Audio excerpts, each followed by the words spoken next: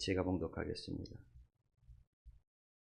우리 주 예수 그리스도의 능력과 강림하심을 너희에게 알게 하신 것이 교모히 만든 이야기를 따른 것이 아니요 우리는 그의 크신 유엄을 친히 본 자라. 지극히 큰 영광 중에서 이러한 소리가 그에게 나기를 이는 내 사랑하는 아들이요 내 기뻐하는 자라 하실 때에 그가 하나님 아버지께 존귀와 영광을 받으셨느니라. 이 소리는 우리가 그와 함께 거룩한 산에 있을 때에 하늘로부터 난 것을 들은 것이라. 또 우리에게는 더 확실한 예언이 있어 어두운 데를 비추는 등불과 같으니 날이 새어 샛별이 너희 마음에 떠오르기까지 너희가 이것을 주의하는 것이 옳으니라. 먼저 알 것은 성경의 모든 예언은 사사로이 풀 것이 아니니 예언은 언제든지 사람의 뜻으로 낸 것이 아니요 오직 성령의 감동하심을 받은 사람들이 하나님께 받아 말한 것임이니라. 아멘.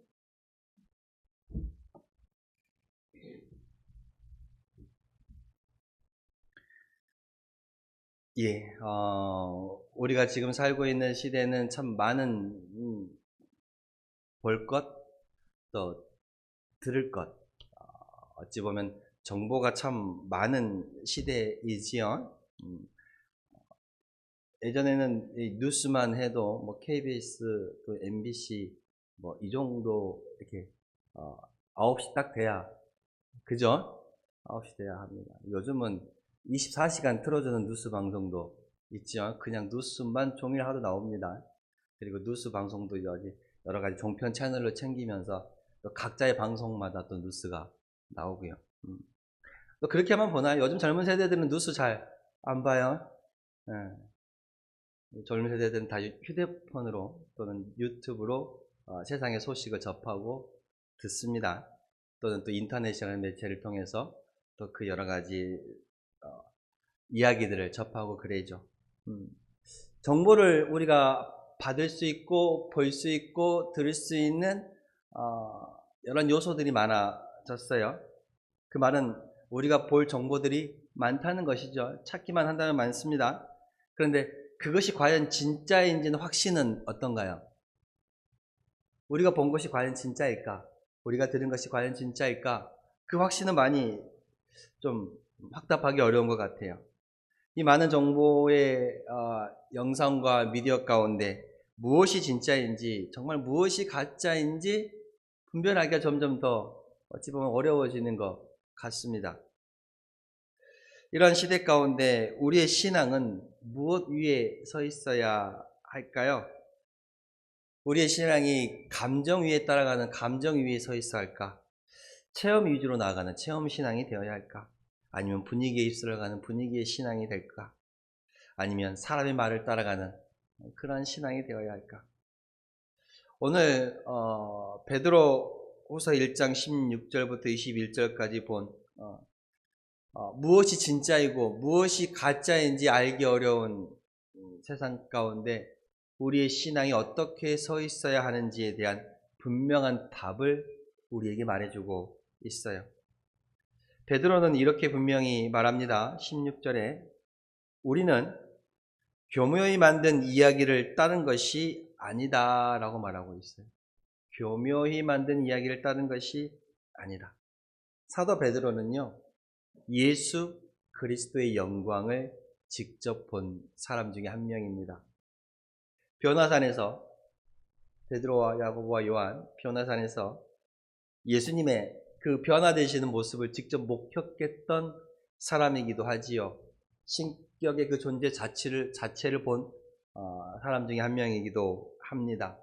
그때 또한 하늘에서 음성이 들려왔습니다.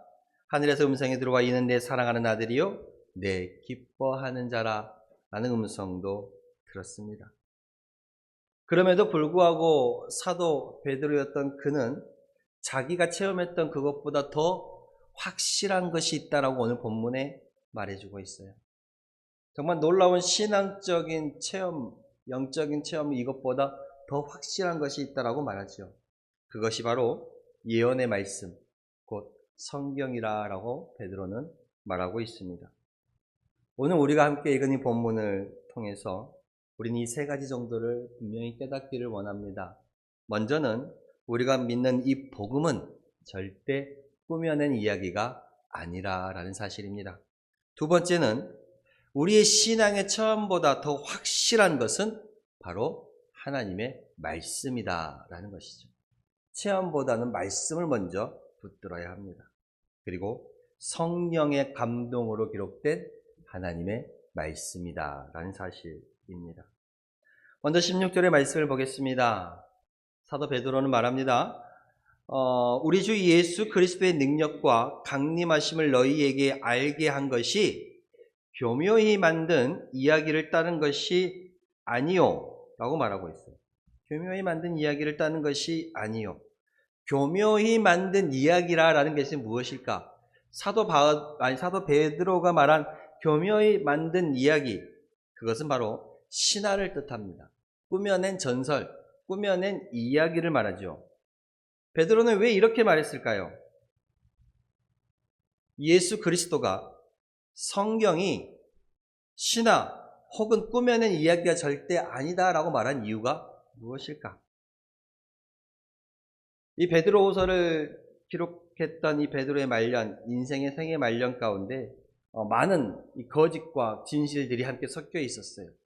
그 가운데 교회 안에서도 거짓 교사들이 등장했죠. 베드로후서는 베드로의 생애 말년에 기록된 서신입니다. 당시 교회 안에는 정말 거짓을 퍼뜨리는 교사들이, 사람들이 있었습니다. 그들은 이렇게 주장해요. 베드로에 있는 그 당시에 예수님의 재림은 없다. 사도들의 가르침은 과장된 것이다. 복음은 그저 상징적인 어떤 신화, 이야기에 불과하다라고 얘기합니다. 그리고 당시 헬라 문학관에서는 이 신화가 매우 흔했죠. 우리도 공부하면서 학교 다니면서 배웠던 제우스 신화나 여러 가지 신화들을 보면서 신들의 이야기, 그 영웅, 서사적인 그 전설들이 그 헬라 문화권에서는 많이 퍼져 있었습니다. 그래서 교회 안에 들어왔던 거짓 교사들은 이 복음을 그런 신화적인 하나의 이야기로 끌어내려버렸다라는 것이죠. 그래서 베드로는 그런 그들에게 단호하게 오늘 이렇게 말하고 있는 것입니다. 우리는 너희에게 꾸며낸 이야기를 전하는 것이 아니다. 우리는 너희에게 신화를 전하는 것이 아니다라고 말하는 것입니다. 그리고 또한 베드로는 재림을 부정하는 사상을 말하는 이들에게 이렇게 말하고 싶었습니다. 어떤 사람들은 말하죠. 예수님이 다시 오신다고 하더니 왜 안 오시느냐? 예수님이 다시 오신다고 하더니 왜 아직도 안 오냐? 재림이 점점 지연이 돼가지고 사람들이 의심하기 시작했지요. 또 그 틈을 틈타서 거짓 교사들이 교회 안에서 이렇게 말합니다. 재림은 그저 상징적인 이야기일 뿐이다. 그건 사도들이 전한 종말론적인 이야기일 뿐이다. 바로 그러한 이야기에 베드로는 분명하게 반박합니다. 나는 예수 그리스도의 그의 크신 위엄을 직접 봤다. 나는 주의 그 영광을 직접 봤다라는 것이죠. 그러면서 그 영광을 보았던 변화선 사건의 이야기를 증거로 그들에게 전합니다. 직접 예수님의 영광을 보았고 하늘에서 들려오는 하나님의 음성을 들었다라고 말하죠. 그러므로 재림은 만들어진 이야기가 아니고 그저 종말론적인 어떤 사상이 아니고 실제로 내가 주님의 영광을 보았던 나의 그 주님이 말한 고백이다라고 베드로는 분명히 말하는 것이지.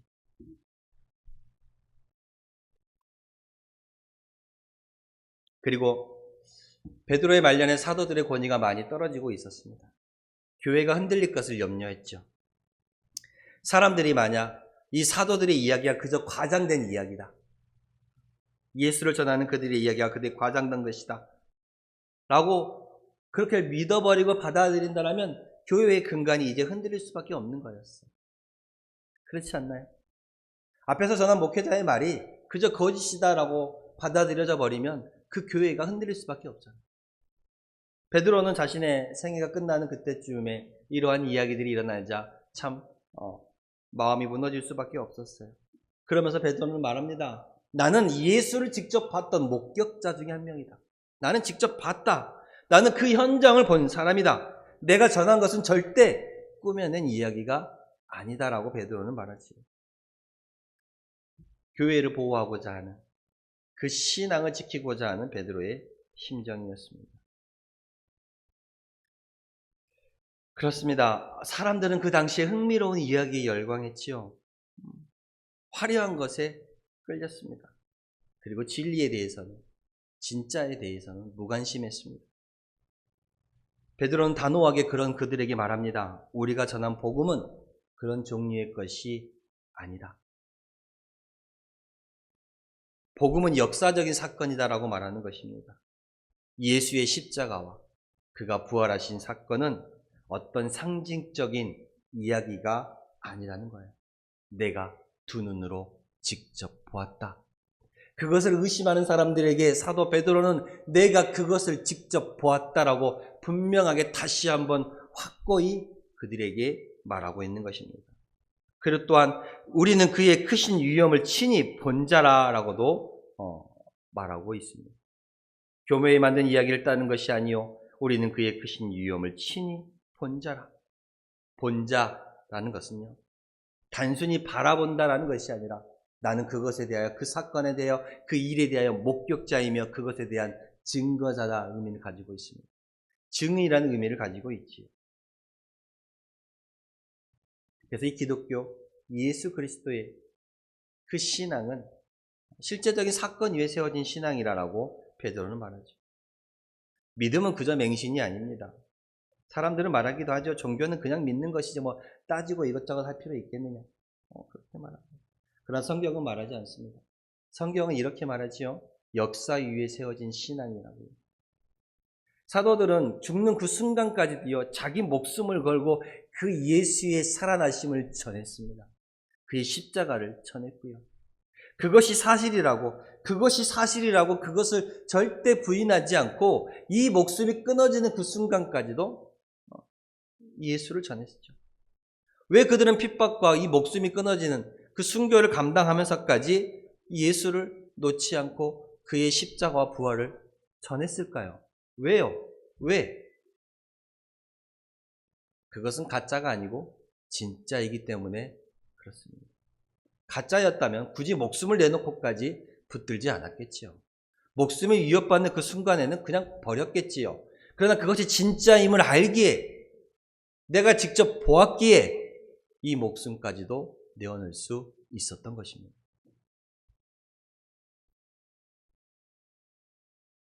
베드로가 그것을 본 진짜 체험의 가장 큰 영적인 모습은 아마 변화산 사건이었다고 생각합니다. 그래서 베드로도 그 변화산 사건을 증거로 말하고 있지요.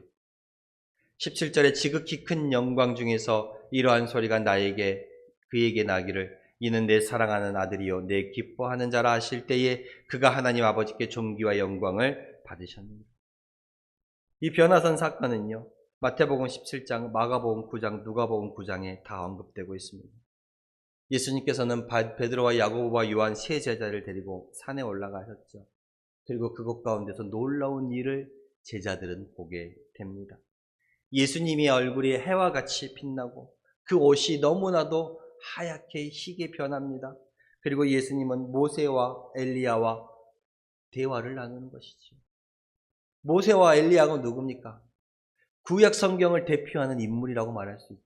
구약의 그 대표적인 인물과 예수님이 대화를 나누는 모습을 그들은 보게 됩니다. 그리고 구름이 덮고 하늘에서 음성이 들리죠.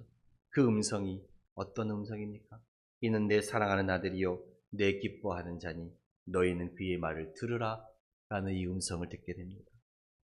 예수님이 변화되시고 모세와 엘리야가 나타나고 하늘에서 하나님의 음성이 들렸던 그 사건, 이 변화사는 정말로 그 예수님이 본래의 그 영광을 잠시 제자들에게 보여주신 사건이었습니다.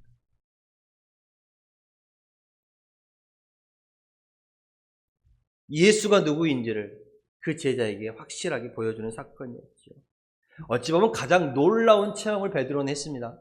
가장 놀라운 체험을 했죠. 하늘에서 음성을 직접 들었잖아요. 그 예수님의 영광을 눈으로 직접 보았잖아요. 그리고 구약 성경에 이야기로만 접했던 그 인물들을 직접 보게 되었어요. 놀랍죠? 이보다 더 강력한 체험이 베드로에게 있었을까요?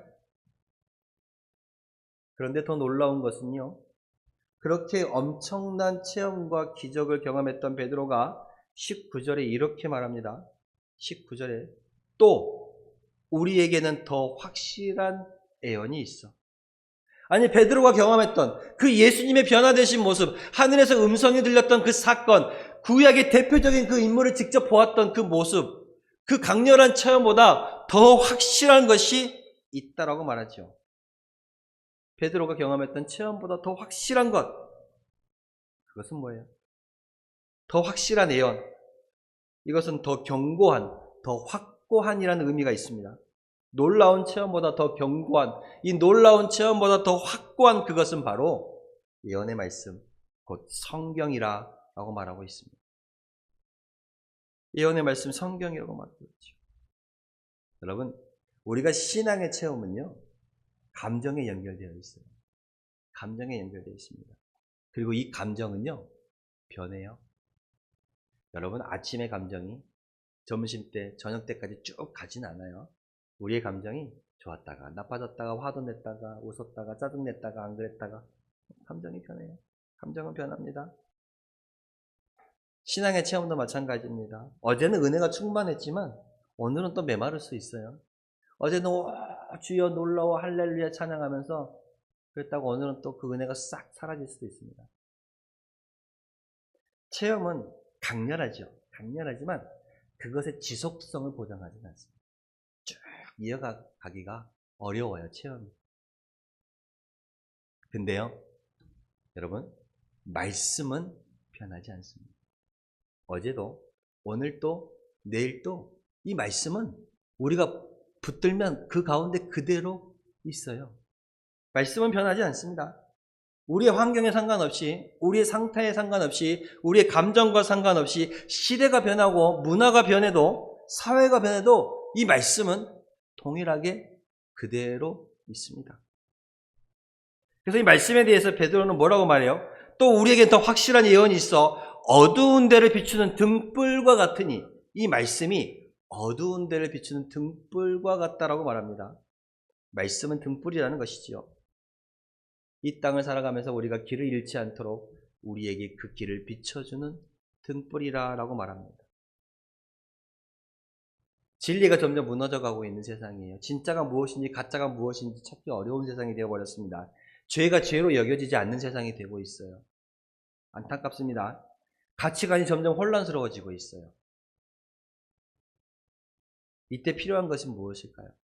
어떤 강렬한 체험이요? 어떤 자극적인 어떤 말씀 설교요? 아니면 감동적인 찬양? 물론 필요하겠지요. 그러나 이때 우리가 가장 필요한 것은 말씀이에요. 변하지 않는, 변치 않는 그 말씀을 붙들 수 있어야 합니다. 말씀을 붙잡아야 우리가 경험했던 강렬한 체험도 지속성을 가지는 거예요. 근데 말씀이 빠져버리면 그 체험은 어제는 뜨거웠지만 오늘은 식을 수 있어요. 말씀이 이어져야 그 체험이 지속적으로 갑니다. 그리고 이 말씀은 새벽별이 떠오르기까지 비추는 우리의 등불이 됩니다. 새벽별이 떠오른 데까지 비추는 등불. 더 우리에게 확실한 예언이 있어 어두운 데를 비추는 등불과 같으니 날이 새어 샛별이 너희 마음에 떠오르기까지. 새벽별이 떠오를 때가 어쩌면 가장 어두울 때죠. 우리가 어두움을 지나가는 그 시간에도 말씀은 우리를 비추는 빛이 된 것입니다. 그리고 이 말씀은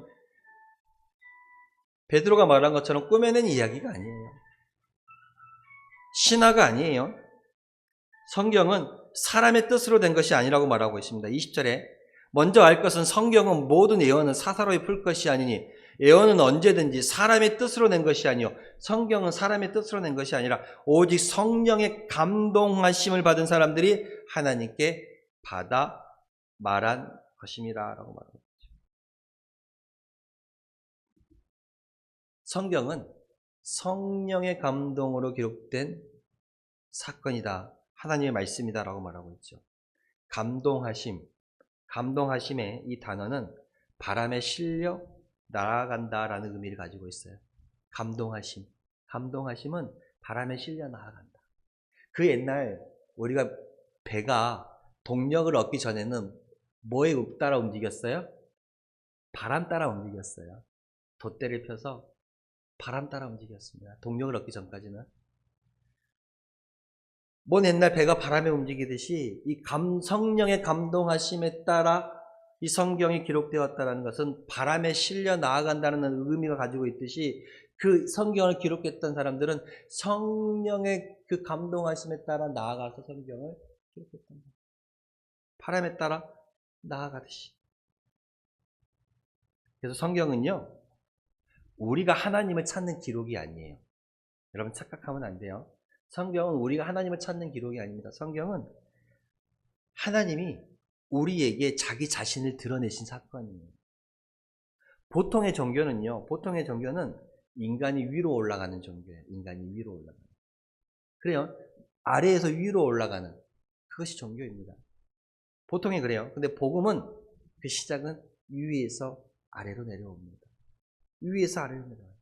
위에서 하나님이 아래로 내려오신 사건이 복음이 되는 거예요. 위에서 아래로 하나님이 내려오신 그 사건의 대표적인 것이 뭐예요? 예수 그리스도의 탄생이다. 보통의 종교는 아래에서 위로 올라갑니다. 그러나 성경은 위에서부터 아래로 내려오신 사건이죠. 하나님이 우리에게 자기 자신을 드러내신 사건입니다. 여러분, 오늘 이 말씀을 통해서 우리는 세 가지 정도를 기억했으면 좋겠습니다. 여러분의 신앙을 말씀 위에 세우십시오. 여러분의 신앙을 어디 위에 세우라고요? 말씀 위에 세우십시오. 우리가 살아가면서 신앙의 영적인 체험하는 것 정말 중요합니다. 중요하죠. 신앙의 감동, 신앙의 체험이 있어야 그 신앙이 더 단단해지고 굳건해질 수 있습니다. 은혜도 감격하고 귀하지요. 그렇지만 그 신앙에 흔들리지 않음을 주는 것은 말씀이에요. 말씀에 기반된 체험이 되어야 되고 말씀에 기반된 은혜가 되어야 변하지 않고 쭉 갑니다. 또한 여러분 말씀을 가까이 하시기를 바랍니다. 이 말씀이 우리의 어두운 데를 비추는 등불과 같고 날이 새어 샛별이 너희 마음에 떠오르기까지 비춰주는 빛이 될 것입니다. 말씀을 가까이 하지 않으면요, 우리가 등불을 끄고 밤에 빛이 없이 발걸음을 옮기는 것과 같다라고 성경은 말하고 있어요. 말씀이 여러분의 발걸음의 빛이 되어주실 것입니다. 그러니 말씀을 가까이 하십시오. 그리고 말씀을 붙들고 흔들리지 맙시다. 흔들리지 말아요. 여러분, 세상은 끊임없이 변해요. 진짜가 가짜가 되기도 하고요. 가짜가 진짜가 되기도 하고요. 가치관이 변하고 죄가 아니게 되어버린 세상이 되어버렸어요. 새로운 사상들이 끊임없이 나옵니다. 그러나 진리는 결코 변하지 않습니다. 그리고 이 말씀 역시도 결코 변하지 않습니다. 말씀 위에 서는 신앙, 말씀을 붙잡는 사람은 결코 흔들리지 않을 수 있습니다. 그러니 여러분의 말씀을 마음 가운데 내가 정말 이 성경 가운데 좋아하는 말씀 한 구절이라도 있으면 그 한 구절을 마음에 깊이 새기고 뭔 일이 있을 때마다 그것을 늘 묵상하시고 늘 암송하시고 늘 입술로 고백하시길 바랍니다. 단 한 구절이라도 괜찮아요. 그것이 여러분의 말씀의 등불이 되어줄 것입니다. 주님 다시 오시는 그날까지, 새벽별이 다시 떠오르는 그날까지 우리에게 등불이 되어주시는 이 말씀을 붙잡고, 확실한 예언의 말씀, 이 말씀을 붙잡고 여러분의 남은 시간들을 살아가시는 성도님들이 다 되시기를 바랍니다. 기도하겠습니다. 사도 베드로는 가짜가 진짜가 되고 진짜가 무엇인지 알기 어려운 그 상황 속에서 우리가 확실하게 붙들어야 할 한 가지를 분명히 말하고 있습니다. 그것은 바로 더 확실한 예언의 말씀, 성경이라고 베드로는 말합니다.